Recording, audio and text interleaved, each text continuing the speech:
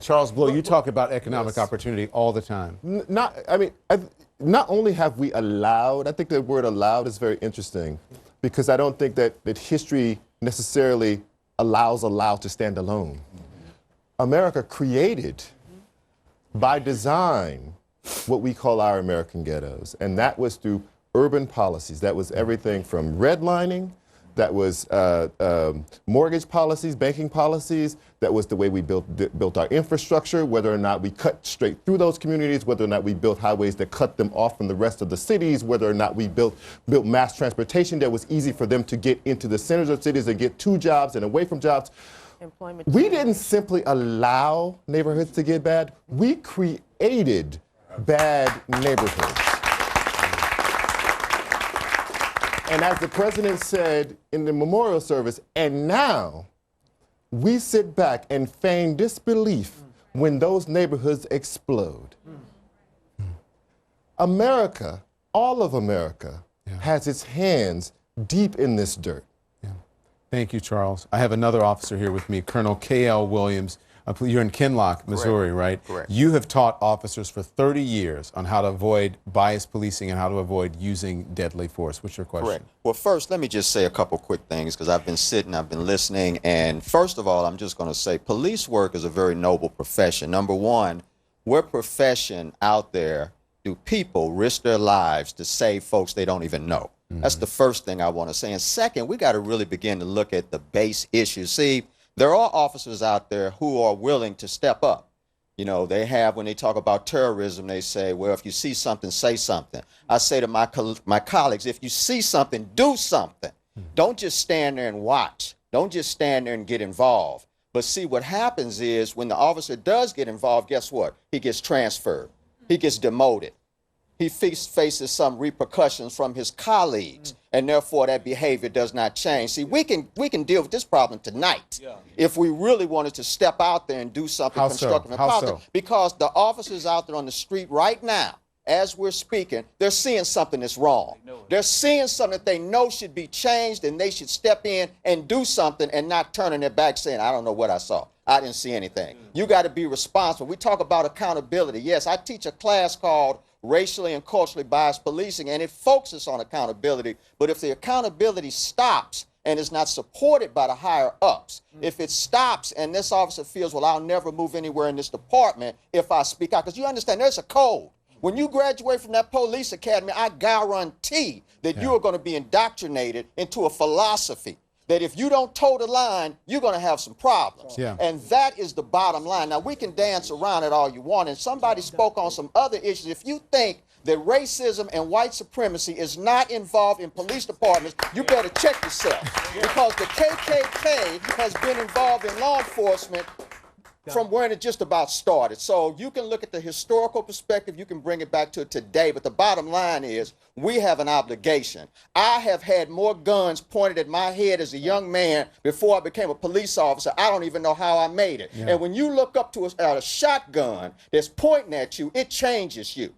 I knew I could never change the condition from the outside. I had to go from the inside. But let me get to my question.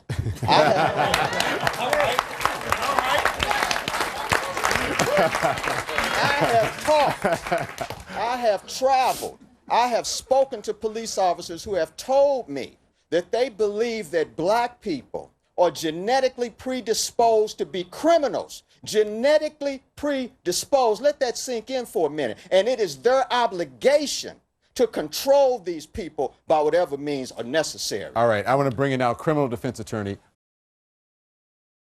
especially that New York Times stat that was taken, or poll that was taken, that showed that most times people of color will be knocked to the ground, they'll be frisked, they'll be, abused by police officers, more so than any other race. Yeah, and unfortunately, the more opportunities there are for police to interact with people, the more opportunities for something to go wrong. And that's a lot of what we're seeing. So, Chief Brown started down this road of what, we at LEAP have been saying for a very long time. We need to look at our policies. The policies that our lawmakers are putting in place. What are we requiring our police to do? And the biggest example of this gone wrong is the war on drugs. And you can't have a war on drugs, and I hate that term war, but you can't have a war on drugs. You can only have a war on people. And the way it's manifested itself here, it ended up being mainly a war on black and brown people.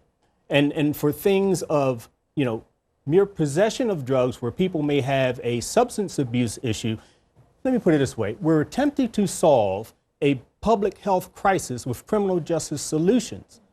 And the tip of the spear is our police officers. I have a lot of uh-huhs in the audience. Of course you guys, they know, you guys, why do you agree with the black folks out there like me, because this is what we're experiencing walk over here. in Go our ahead. communities. Thank you, Doctor. I'm from Baltimore. There never would have been a Freddie Gray, as one of many examples. There never would have been a Freddie Gray if it weren't for these drug policies. Someone who had been arrested over and over and over and over again for possession of drugs. Why are you in agreement with this? What are you shaking your head for? Well, like you said, you take people that have a health issue and you make it a criminal issue. And here's something that a lot of people don't talk about. When the young black kid gets caught with crack cocaine or weed, he goes to jail. But when the white kid gets caught with meth, he goes to rehab. So nobody really discusses that. And, I think another thing that we have to discuss when this young man right here, this officer here, he talks about it almost like a matter of fact, like we're making up this issue. I'm so glad she said accountability, because one of the bridges, one of the things that will bridge the gap between blacks, whites, and police is acknowledgement. It's acknowledgement. I can't cheat on my girlfriend and make her feel like it's her fault. I was the one that violated her. And so it's stop and frisk with the disparity as it relates to black people going to jail for minor crimes. It has to be some form of acknowledgement. And once it's acknowledged, then we can start the healing process. By the way, this is Corey Hughes. Corey's one of the organizers of the Dallas March, by the way, that, where sadly the officers were killed. Go ahead, Monifa. All right, good. So we'll discuss that, but you have a very interesting question. This is James Ramsey. He's a grad student and campus minister at Harvard University. What's your question? Thank you for joining us tonight, by the way. Thank you. My question is related but a little different from the current discussion.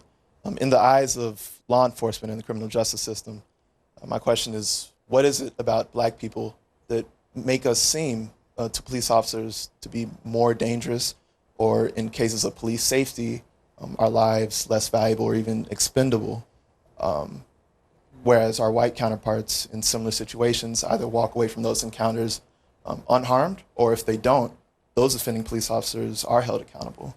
Yeah, that's a good question. Gary McCarthy, I want to go with you. Gary McCarthy, by the way, is a former police superintendent in Chicago. You led the department that was doing the controversy, Laquan McDaniel, 17 years old.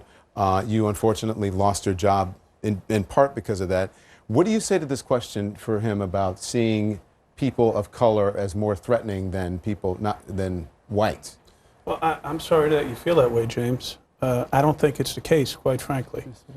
I think that we have to, if we're going to have a conversation, and Ms. McCrae actually said that we need to have a conversation, you can't have a conversation one way, right? That would be a harangue, that would be not a dialogue. And what's happened in this country so far, my estimation, is that it's been a one-way conversation about the police, but not including the police. So questions like this need to be asked, and they need to be answered. But the facts are such. At the end of the day, take the city of Chicago. 80% of our murder victims are African American. More than 90% of the known offenders of those murders are African American. There's a little box right below the video down there. It says Alternate Mox News YouTube page. Click here. You can go over there and watch that video now. It's available, it's live, and it's available in full. So this was the full discussion about, well, first I want to answer this one gentleman's question about why black people are seen as someone's to be feared. And it's really simple. It's like, you know, when Obama said, oh, if I had a son, he'd look like Trayvon Martin. You know, that is not what Obama should have said. What he should have said is the reason people fear young black men is because the media for the last 40 years, 50 years, 60 years has put every cop movie that you watch, there's a black guy, and the black guy is hurting people, hurting good white people, good white folk. Over and over again, the black guys are the criminals in the movies. It's the media, in the TV, over and over again. The black guys are the bad guys. They're the criminals. Starsky and Hutch, Huggy Bear. I mean, he was a snitch, but he's also, you know, a guy who was a criminal. Doing, or at least he was doing criminal activity. But that's the reason why they see young black men as so threatening, because cops watch every single black movie. I mean, every single police cop movie. You know they do, and that's what happens over and over again. The black guys are the bad guys. In video games, you see it in the video games too. So, and cops should not be allowed to play first-person shooter video games. They should not. Just saying. But that was the full segment on the drug war. So I just want to say real quick, Don Lemon doesn't care about black people's lives. Don Lemon doesn't care about healing the rift between the black community and the police, because Don Lemon immediately, when this guy started talking about the drug war, immediately moved on. He knows the drug war is inherently racist. How do I know he knows? Because Bernie Sanders said it over and over and over again in his speeches that Don Lemon had to sit there and listen to over and over and over again. He heard from Bernie Sanders just a month ago, black people and white people smoke marijuana in the same percentages.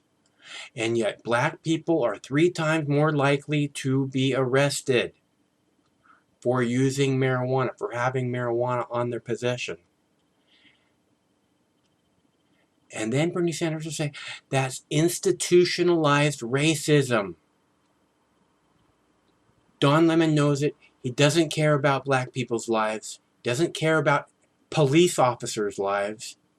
Don Lemon only cares about Don Lemon getting more rich and more famous. Because Don Lemon knows that if the bigger the rift is between the black people and the police, the more famous Don Lemon's going to get. The more violence there is between the black people and the police, the more famous Don Lemon's going to get. And the more famous Don Lemon gets, the more money Don Lemon's going to make. I guarantee you, Don Lemon is a horrible human being for not having a full discussion on how the drug war is racist, and that if you ended it now, it's a failed war. It's a war on the people, just like this guy said. It's not a war on drugs, it's a war on the people. And if you end it now, you'll save children's lives, and you'll save cops' lives, and you'll save black people's lives. And the country will be a more free place. The land of the free will be more free, certainly, than it is now. Again, the full town hall meeting is available at the Alternate Mox News YouTube page. There's a clickable link in the text body of the video. There's also a clickable link to buy me lunch if you'd like to buy me lunch. It makes a big difference in my life. I am running out of hard drive space. I need a hard drive too. They cost about $90, okay? So, and times are slow during the summer. So if there's any chance you can help out, I really need you to put something in my bowl. Okay? Thanks very much for tuning in. My name's Mike. Stay cool. One of these days, this war is going to end. Till that day,